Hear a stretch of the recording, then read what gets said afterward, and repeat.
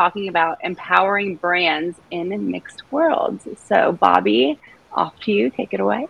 All right. Thank you, Sophia. So yeah, so we are going to talk a lot about empowering brands in mixed worlds, and what does that mean? What does it mean for marketing? What does it mean for your organization, whether you're a small organization or a large organization? So my name is Bobby Carlton. I've been working in the XR industry for some time now. I've also not only am I a writer for VR Scout, but I am the brand content manager and business development for FS Studio. And joining me, we have Marco, Brer, and Val. And so I want to actually kick it over to Val quickly for a quick introduction, and we'll dive into things. Great. Well, hey, I'm Val Vicante. I am a VP of Solutions Innovation at Dentsu, and really my role is all about creating what's next for Dentsu and our partners. Briar, you want to go ahead and introduce yourself? Hi everyone, my name is Briar Prestige, and I am the CEO and founder of Prestige Group, which is an executive branding and PR agency. I'm also the founder of Briar Prestige, the label, which is a fine wool and cashmere luxury suit collection with a spin-off NFT collection available on Decentraland. I sit on board the Metaverse Fashion Council and also as a strategic advisor for a company called Scopernia, helping companies prepare for a future in Web3. Nice to meet you all. Marco? And hi there, I'm Marco. I'm here in LA. I'm the CEO and co-founder of Head Office Space. We are a metaverse for productive communities where you can really do everything you wanted to do in the metaverse, like shop, learn, connect all your apps and web productivity tools you use, and a lot more that you'll see later on. There we go. Well, thanks all of us, all of you for joining us. And of course, thanks to all you guys here for being part of this panel.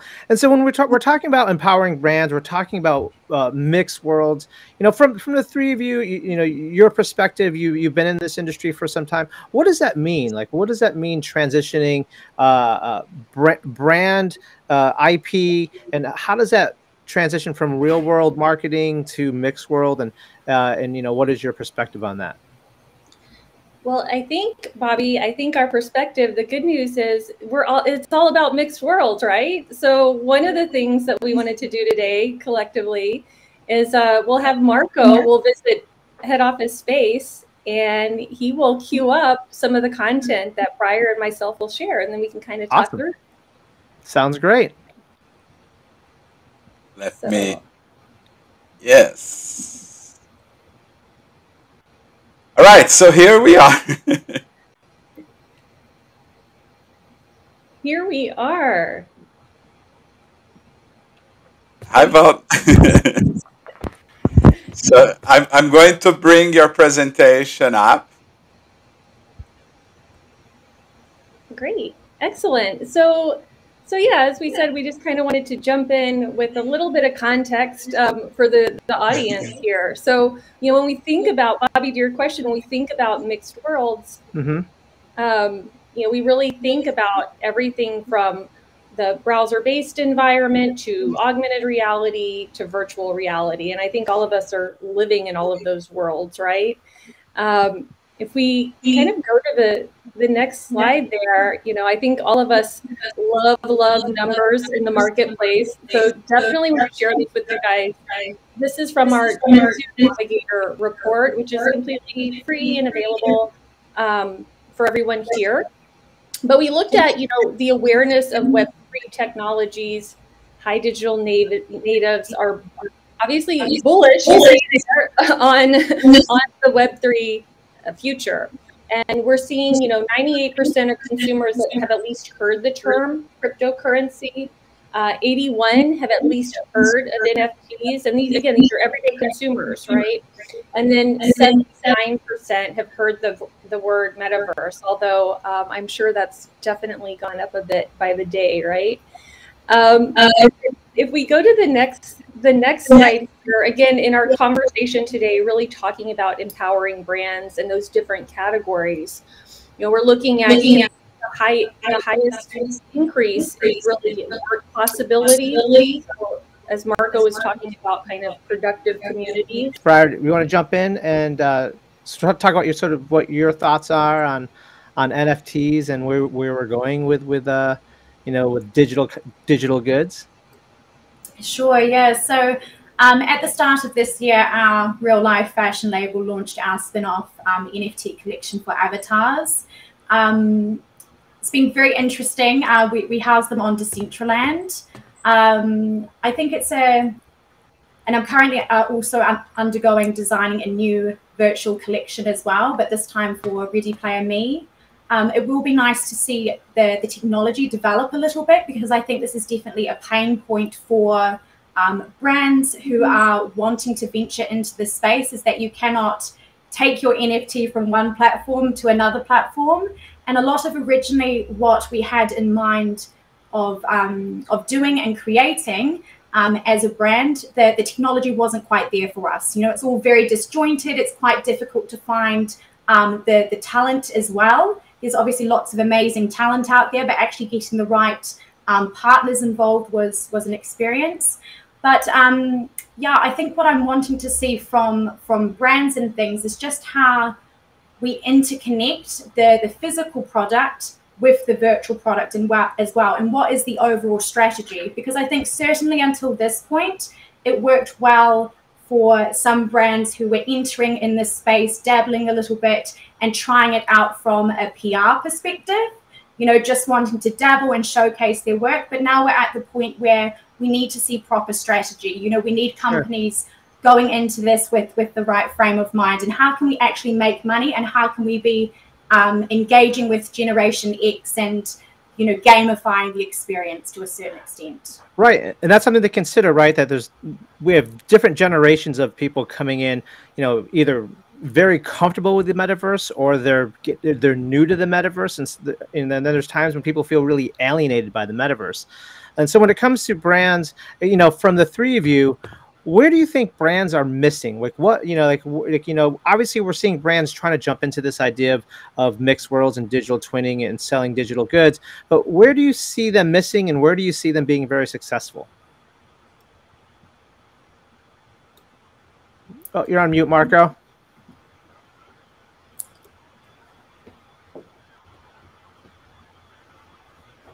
Sorry, jumping in. What I feel is that they still don't understand that the metaverse is about building communities and being closer to your audience. So we're coming from this social media world where every post you're talking to thousands and millions of people, and it's just like because, like, if you think about the world, it's like a one night stand, right? You receive that message, you have that. When you go into the metaverse, it's like a love relationship, because you really go into that space. You are in the environment that has the culture of that brand, that shows what that brand is about, and that you can meet other people and talk about it too and experience together. So it's a deeper relationship. It's really being intimate with your audience. And especially as we move towards having persistent experiences rather than just experiences for, like we have today, uh, game experiences that are distributed among tons of servers, so like you don't know who you're meeting, or it's an early experience of what the metaverse is really turning into, which are persistent environments, just like in the real world, that where you go, you're going to really meet who is there and see everybody who is there and interact with that audience.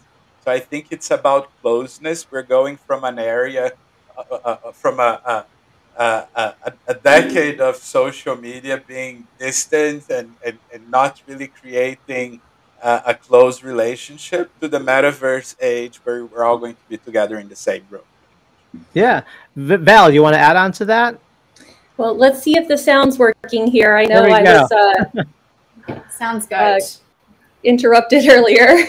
So thanks. Great. Yeah, I mean, I think the main thing, and I know Marco is working on sharing his screen again there, but I think the main thing for us, it's all about, talking. where are our consumers and creating those experiences? You know, brands don't need to be on every single platform. Actually, Marco, if you go to the next slide there, we kind of pulled some of these examples, and I know Briar, you mentioned, you know, your particular project in Decentraland, you know, and that obviously tailoring that for your audience, and that's where we're seeing where brands are having the most sort of powerhouse experiences, right? So, you know, if we look at the far left there, Heineken, that's actually that was the virtual product launch of the Heineken, the latest product before it went out. And that was really just kind of an experience to invite people into Decentraland. And it was kind of poking fun at product launch experiences. Really, really great. Won a number of awards at Cannes. And then also, you know, I think it's things like what Domino's did, where you could actually order a real pizza, you know, from Decentraland to your house, right? And then I also think what's great too is it also ranges from a variety of audiences. So it looks like we lost the screen there. But another example, when we think about toys and games and play, so the likes of sort of Nerf, they have their Roblox experience. You buy that physical product and you receive the code and actually have that virtual skin. And that's what that's the norm for their play today. And I've always believed if you're designing for kids and their play experiences, you're already designing for the future. That's interesting. See, I mean, you look at what's happening with the record industry, right? Where with the sales of vinyl, and of course we were streaming digital music for, you know, we went to this phase where people were streaming MP3s, and of course record companies were like, how do we sell vinyl? And what they did was they blended the idea of like, you got the vinyl record and it came with a digital download code that you could play it on your device. And so we're seeing these toy companies and we're seeing, you know, brands starting to say, how do we sell a real life product and then tie in the sort of digital component. Pepsi just recently, right? They've been launching limited edition brands, flavors through these metaverse experiences. And, you know, I know Val, you kind of touched on that a bit. And of course, the world of fashion, right? That's also changing, right? So do you want to talk about that a bit, Brian, on fashion and digital content?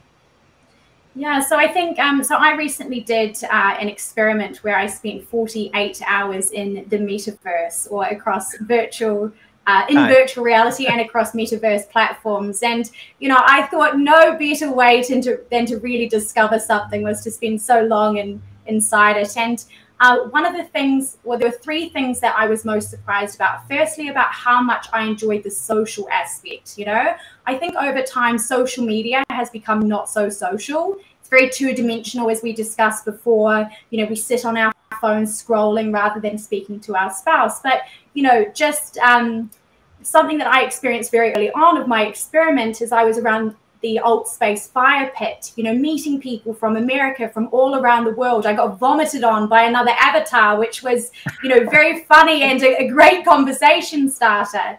And as well, that whole shared experience, you know, you can hear the crackle of the fire, you turn your heads, you know, and our brains are very interesting when you've got the sound aspect and the visual aspect, and it's very immersive. You can actually be tricked into feeling real warmth against your skin. So I think that's a really nice aspect about it. Jumping on the avatar question that you just asked, one of the things that I enjoy the most as well is the aspect of self-expression. And I think certainly very on with social media, this was something that we used to see. You know, we used to customize our Bebo. I don't know if you guys had Bebo in the US, but we certainly had it in New Zealand, or your MySpace page. Whereas over time, it's almost become a little bit gross. You know, we now use Facetune and we're heavily editing our pictures, and it's not really so fun anymore. Whereas the nice thing about, you know, the avatar aspect is we can appear in the metaverse however we want, depending on our mood. We can change our skin color, who we are. I'm currently having a cat avatar designed because I was like, why not appear as a cat and just as fantastical in the metaverse? So I think that self-expression is, you know, really exciting. And I loved the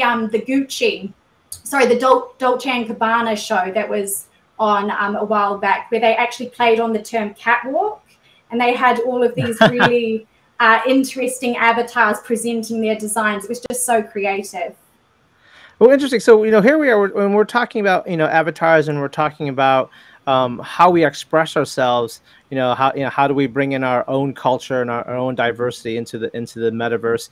But brands, right, can do the same thing, right? Brands can bring in their own sort of intellectual property, their goals and their mission statement into the metaverse. So, from the three of you, if I was a brand and I'm new and I'm coming in and I'm like, hey, I make these fancy, bracelets, and I have a marketing strategy in the real world, but how do I bring in all of that culture? How do I bring in my mission statement into the metaverse? And so, from the three of you, maybe you can give them some perspective on what those steps would look like. I think that's a really interesting question. And, through lots of the world hopping that I do, it's really fascinating to see how, the brand's vision behind the activation. So if it's something like Nike Land, it's very much gamification. And then I've also visited digital twins of comic stores, or I've had the pleasure of visiting the Four Mothers Cafe, which is based on a historical novel. So it was really interesting just to be educated as well in those spaces. Val, anything you'd like to add? Yeah, for sure. I mean, because we're working with such a breadth of brands and categories every day, right? So everybody from sort of, fashion to consumer goods, right, to services as well, right? We're seeing all of those play out, and we're working with brands to create those experiences, whether it be in the metaverse, whether it be extending the experience with AR. And so, like, the biggest advice I always give brands is really kind of a 1, 2, 3, right? So like first, really explore mixed worlds, learn about where's your customer at, what are the what are they really engaging with, what's really accessible for them. I would say 2, kind of like the headline would be collaborate to accelerate, and you're seeing a ton of this with brands. You think about Nike and Artifact, who then they then acquired, right? It started out in a partnership, and really experimenting with, you don't have to do everything. Teaming up is, again, the best way to accelerate. And then I would say thirdly is really play to win, and really work with the brands and your partners to, what does success look like? Sometimes it's seeing if something actually works. Sometimes, it's just to see how people are adopting or adapting to things. So really determining what those success or KPIs are from the get-go, and then just start, test, learn, and build from there. Nice. Marco, what would you say? What if a brand who had no idea of the metaverse, only that they've heard of the metaverse, and they're like, Marco, how do I do this? How do I come into your space and become a brand? Like, what, from your perspective, what's that first step? So first of all, again, when you decide to do something in the metaverse or Web3, the key word is community, right? So you either want to take your community or start a community. So first of all is, what is this community about?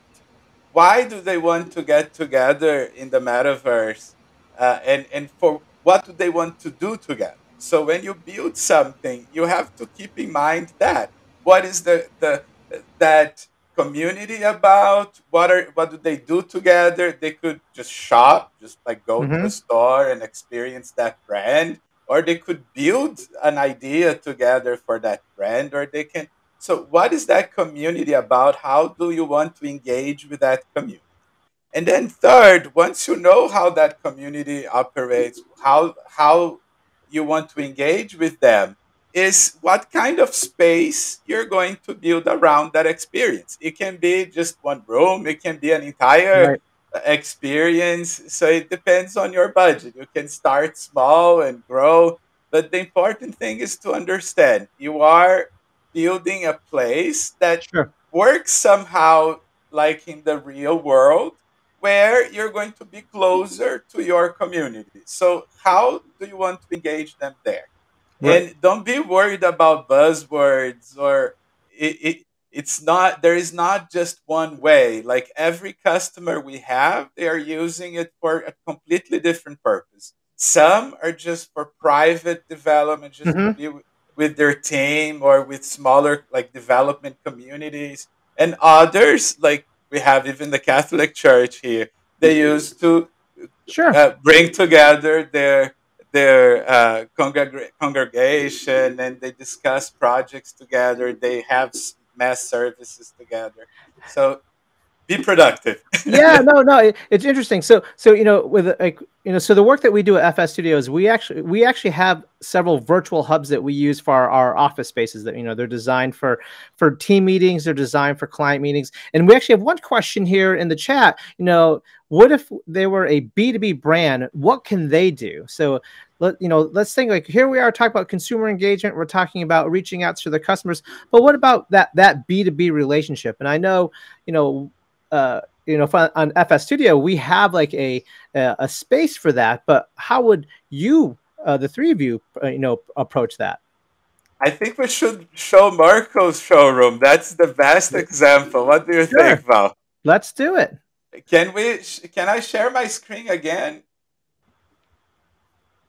Uh, so here, okay, I've shared again. I think the team needs to bring it to life. So I There it is. yes. So as you go in, uh, this is Marco's showroom. You see here around. Val, do you want to voice it over? I can, sure. Yeah. So one of the things we're doing at Merkle and across Dentsu as well is it's that you really have to experiment in the space. If we're going to give our clients that advice, we need to be doing that and making that investment ourselves.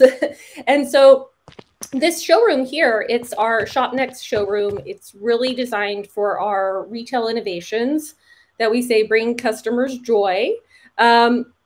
But really, we use this room for training our own teams on the products and the capabilities.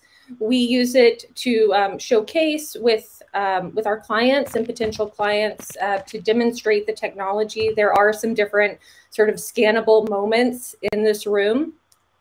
But additionally, we also are working with brands. Unfortunately, I can't say who at this point, but eventually you'll hear the word out.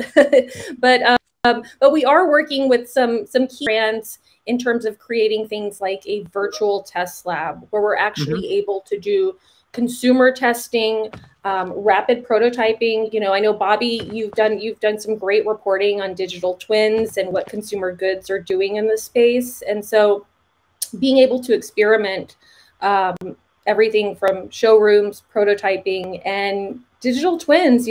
Let's all be a little more sustainable when we're designing experiences.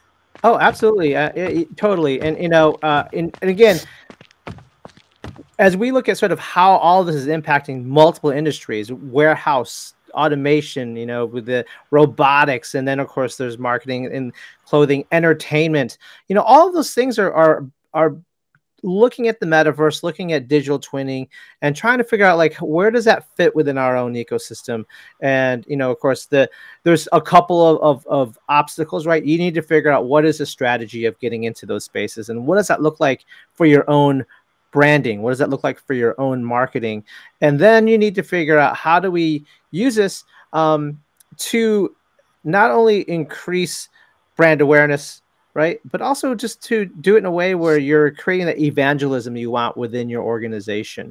Briar, so you said you spent 2 days in virtual reality, and from your experience in that whole idea, what was like? I think I know you talked about some of the positives, but what were some of the negatives that you experienced from that? Oh, you're on mute. Thank you. Yeah, great question. So I certainly walked away a little bit addicted to world hopping, you might say. I caught the world hopping bug, as they talk about. But, you know, certainly it was very challenging. Obviously, from a time perspective, I don't think anyone should ever spend 48 hours doing anything. But something that I did find quite frustrating was the sort of accessibility aspect. You know, logging into something like spatial.io, and then maybe it wasn't connected to my Ready Plan Me avatar. So then I had, you know, my team had to go to my computer and get that sorted out, or, you know, then I'd be logging into Glue, and for some reason, you know, it just wouldn't be working as well as what I would like. So there was that aspect as well. I also did experience quite bad cyber sickness.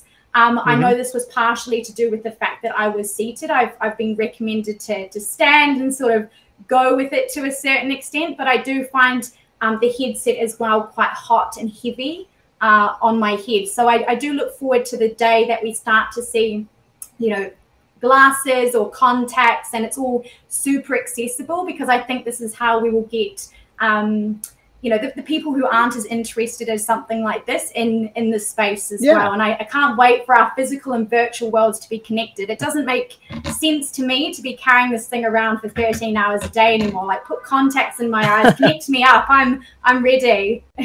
No, I totally get you. And, you know, here's the thing. You know, just recently, Matthew Ball had written his book that just came out recently. And he talked about, you know, the metaverse and what does that mean? What does that mean for brands? And what does that mean for people? And he even said that the future, from his perspective, was it wasn't going to go through a headset, but it was going to come through platforms such as like a PlayStation 5, right? Game consoles. It was going to come through WebXR experiences.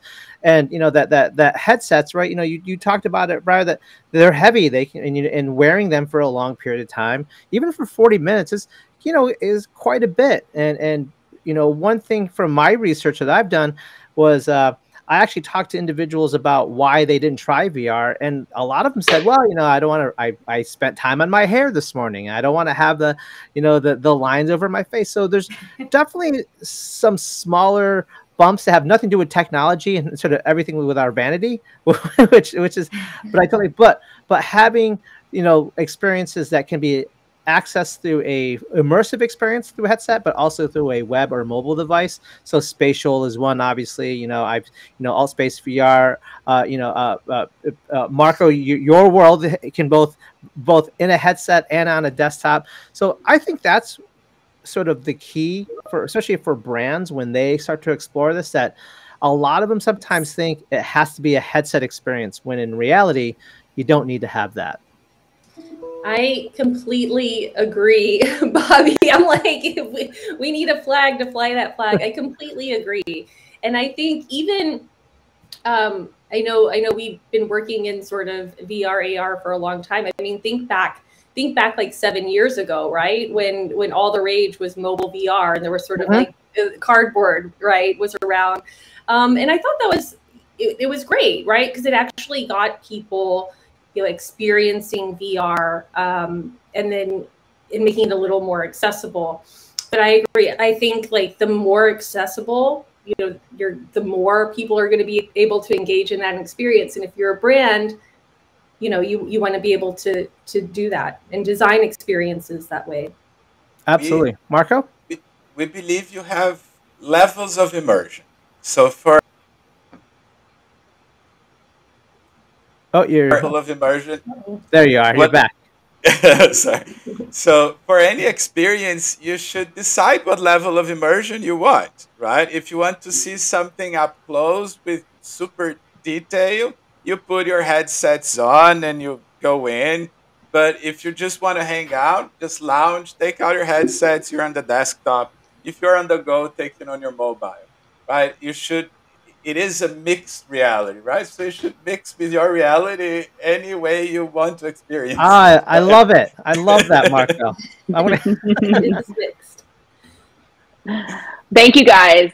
We are our time is up for this session, but that is a good transition to our next session on setting a high bar for avatars, because there is a component of mixed reality that comes in there when we're talking about replicating likenesses of celebrities and people with high profiles, and there is a demand now for like high fidelity of avatars in these spatial contexts. And then also it's also important on a consumer level for us on how we personally identify with our avatars also. So I'm looking forward to hearing about how this kind of ties in with the persona of a brand and the connectivity to a brand through our likeness as avatars. So thank you guys for joining us for this session, and we're moving on to our panel on avatars. Bye, everyone. Thank you. Thank you. See you later.